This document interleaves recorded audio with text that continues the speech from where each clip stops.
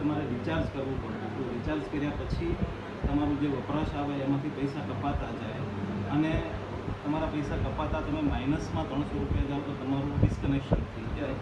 બધી પ્રોસિજર આપણે કાઢી નાખીશું. હવે સાહેબ હવે એક મિનિટ તમારી આ લાગણીને બાદ બરાબર છે કે હવે તમારે કોઈ એડવાન્સ રિચાર્જ કરાવવાનું નથી. રિચાર્જ તમે કરાવો તો પણ વાંધો નથી, રિચાર્જ ન કરાવો તો પણ વાંધો નથી. તમારું રિચાર્જ ન કરાવવાથી માઇનસમાં જાય તો તમારું ડિસ્કનેક્શન થઈ જશે, એવું થવાનું નથી. બરાબર છે? બરાબર. હવે સાહેબ હું એક વસ્તુ કહું, મારી વાત સાંભળો, મને મારું પૂરું કરી લો. એક મિનિટ એમને સાંભળી લો. બોલો છે. મને મારું પૂરું કરી લો. બરાબર બરાબર છે. બીજો મુદ્દો તમારો મહિને બિલનો છે. હવે પછી તમને મહિને અમે બિલ આપીશું. અત્યારે જે તમારી પાસેથી રિચાર્જ લીધેલા છે એ રિચાર્જ તમને જમા આપશું.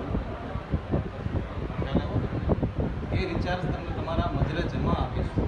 તમને મહિને બિલ આપીશું.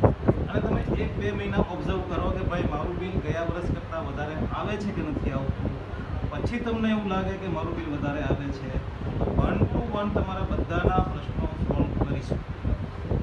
બરાબર છે? તમને 1 પણ રૂપિયો વધારાનું બિલ ન આવે એ જોવાની બીજી વિષયવતી જવાબદારી અમારી છે. તમને ભાઈ વધારે બિલ આપે અમને શું થાય? ઓકે.